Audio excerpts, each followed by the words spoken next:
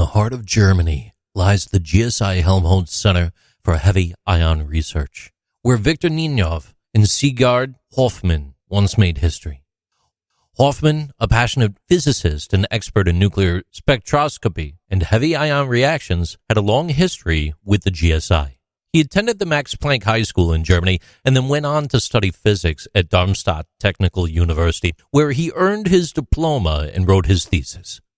His years of work at GSI led to the discovery of new elements such as Darmstadtium, Roentgenium, Copernicium, Bohrium, Hassium, and Meitnerium.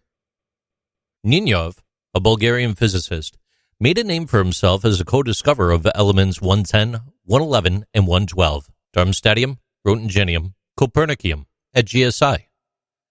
However, an investigation later revealed that he falsified evidence for the discovery of elements 116 and 118, which did result in his firing from the Lawrence Berkeley National Laboratory and the retraction of his team's claims in 2002.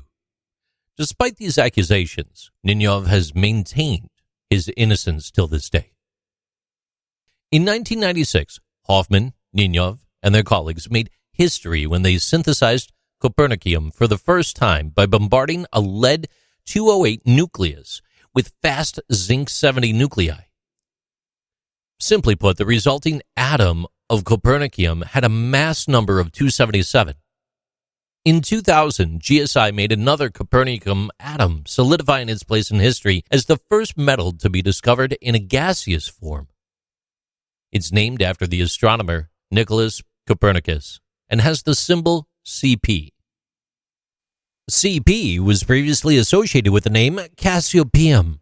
Because the International Union of Pure and Applied Chemistry prohibited the use of CP as a future symbol, the GSI team had to come up with a new acronym, so they proposed CN as the alternative and then approved official symbol.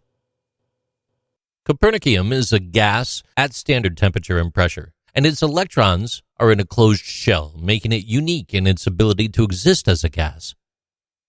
It is part of the D block and belongs to group 12 of the periodic table, and it's the heaviest element in its group.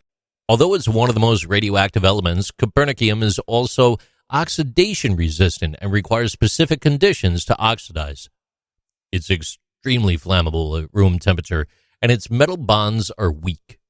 But it can form metal bonds with silver, gold, copper, platinum, and palladium. Most Copernicium-based compounds are extremely unstable, and when in water, Copernicium has two oxidation states, +2 and +4. Copernicium has 7 radioactive isotopes with weights ranging from 277 to 286 grams. The heavier isotopes are more stable, with Copernicium-285 having the longest half-life of 29 seconds worth of existence, while the lighter ones have shorter half-lives, with Copernicium-283 having a half-life of only 4 seconds.